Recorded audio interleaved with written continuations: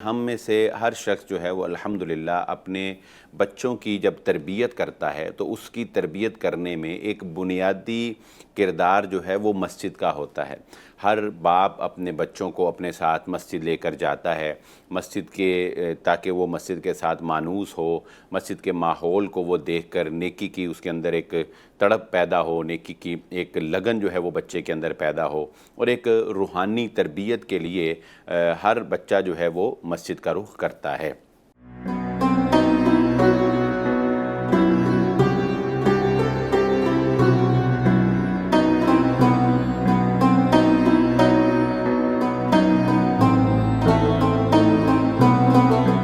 بسم اللہ الرحمن الرحیم، پروگرام ستارہ حرم کے ساتھ میں ہوں آپ کا میزبان بلال احمد۔ ناظرین اکرام، آج ہم پروگرام میں ایک بڑے ہی اہم مسئلے کے بارے میں بات کریں گے اور یہ جانیں گے کہ اس بارے میں ہمیں محمد رسول اللہ صلی اللہ علیہ وآلہ وسلم کی تعلیمات کیا ملتی ہیں۔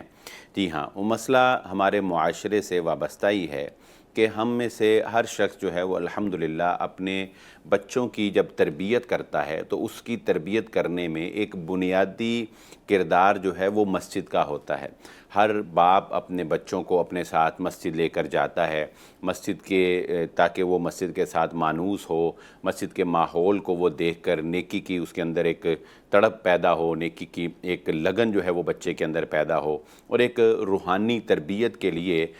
ہر بچہ جو ہے وہ مسجد کا رخ کرتا ہے۔ جی ہاں ناظرین اکرام، لیکن مسجد میں جب بچہ جاتا ہے تو اس میں کچھ ایسی باتیں، کچھ ایسے مسائل درپیش آتے ہیں کہ بسا اوقات جو ہے وہ بزرگوں کی جانب سے ناگواری کا اظہار جو ہے وہ دیکھنے کو ملتا ہے، بسا اوقات کوئی بچے کو ڈانٹ دیتا ہے، بسا اوقات کوئی شکوے شکایات جو ہیں کرنے والے سامنے آ جاتے ہیں کہ جی یہ بچوں کو کیوں لایا جا رہا ہے، یہ بچے شرارتیں کرتے ہیں، بچے تنگ کرتے ہیں۔ تو اس بارے میں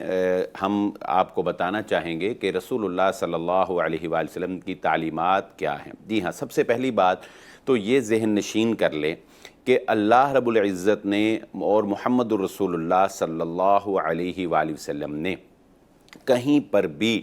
بچوں کو مسجد میں لانے سے کہیں بھی نہیں روکا۔ کوئی ایسی ممانعت، کوئی ایسی رکاوٹ، کوئی ایسا سٹاپ کہ بچے مسجد میں نہ جا سکیں یا بچے مسجد میں نہ جائیں، شریعت نے ایسا کوئی قانون جو ہے وہ نہیں بنایا۔ البتہ ہمیں ایسی روایات ملتی ہیں نبی صلی اللہ علیہ وآلہ وسلم کے زمانہ سے کہ جن سے ہمیں یہ پتہ چلتا ہے کہ اس زمانہ میں بھی بچے جو ہے وہ مسجدوں میں جایا کرتے تھے۔ جی ہاں، خود محمد الرسول اللہ صلی اللہ علیہ وآلہ وسلم سے یہ بات احادیث میں موجود ہے کہ آپ نے اپنی نواسی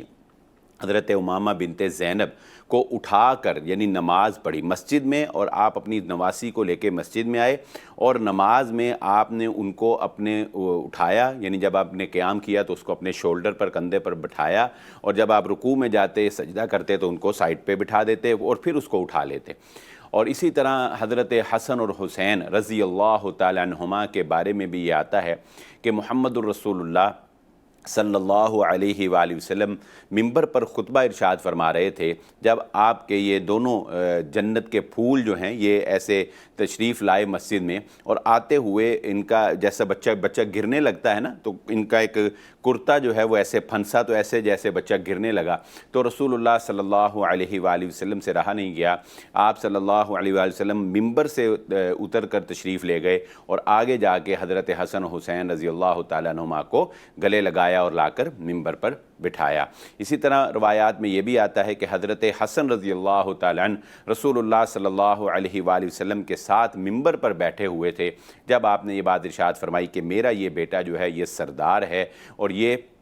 مسلمانوں کے دو گروہوں کے درمیان صلح کروائے گا۔ جی ہاں، محمد رسول اللہ صلی اللہ علیہ وآلہ وسلم کی زندگی میں بچوں کا مسجد میں آنا، بچوں کا مسجد میں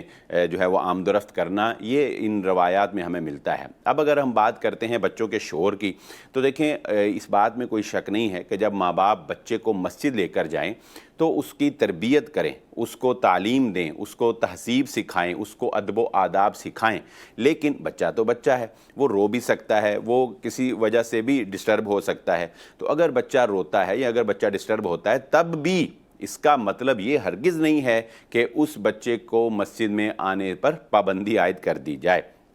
کیسے؟ رسول اللہ صلی اللہ علیہ وآلہ وسلم کے دور میں ہم یہ جانتے ہیں کہ نبی صلی اللہ علیہ وآلہ وسلم کے دور میں جب نماز ہوتی تھی، یہ بلڈنگ بیسمنٹ یا first floor second third floor تو ہوتا نہیں تھا، ایک ہی مسجد گراؤنڈ فلور ہے، تو خواتین جب نماز پڑھنے کے لیے آتی تھیں تو خواتین کی صف جو ہے وہ مردوں کی صف کے پیچھے ہوتی تھی، تو خواتین جب آتی تھیں تو وہ اپنے ساتھ اپنے بچوں کو بھی لے آیا کرتی تھیں۔ چنانچہ روایات میں آتا ہے کہ رسول اللہ صلی اللہ علیہ وآلہ وسلم جب نماز میں پیچھے سے کسی بچے کے رونے کی آواز سنتے تو اللہ کے نبی صلی اللہ علیہ وآلہ وسلم نماز کو مختصر کر دیتے، اور آپ صلی اللہ علیہ وآلہ وسلم نے یہ بات ارشاد فرمائی کہ میں نے نماز کو مختصر اس لیے کیا کہ اس ماں کی تکلیف کو جو اس کے بچے کے رونے کی وجہ سے ہو رہی ہے میں دور کر دوں، یعنی کہ وہ ماں جلد از سلام پھیر کر اپنے بچے کو سنبھال لے۔ تو لیکن پھر بھی بچے نے شور بھی کیا، نبی صلی اللہ علیہ وسلم نے نماز بھی مختصر کر دی، لیکن پھر بھی اللہ کے نبی صلی اللہ علیہ وآلہ وسلم نے یہ بات نہیں ارشاد فرمائی کہ بھئی آئندہ کوئی اپنے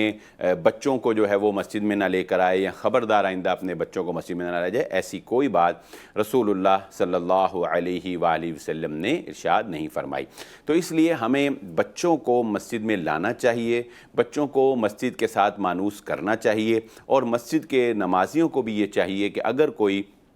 بچہ جو ہے وہ مسجد میں آتا ہے، اگر کوئی بچہ مسجد میں لے کر آتا ہے تو اس کو احسن انداز میں ادب و آداب کے ساتھ مسجد کے اندر رہنا، مسجد کے اندر بیٹھنا، مسجد کے اندر جو بھی طریقہ کار اصول و ضوابط ہیں وہ اچھے اور احسن انداز میں سکھائے جائیں، بچوں کو اپنے سے دور نہ کیا جائے، کیونکہ آج اگر ہم بچوں کو مسجدوں سے نکالنا شروع کر دیں گے تو کل کو ہمیں مسجدوں میں نمازی نہیں ملیں گے۔ ہمیں امید ہے کہ ہمارا یہ پیغام آپ کے لیے ایک خیر کا باعث بنے گا، اور امید ہے کہ اس کو سننے کے بعد آپ بچوں کے ساتھ مسجد میں محبت کریں گے۔ اسی کے ساتھ پروگرام ستارہ حرم کا وقت ختم ہوا چاہتا ہے۔ اپنے میزبان بلال احمد کو اجازت دیجیے۔ اللہ حافظ۔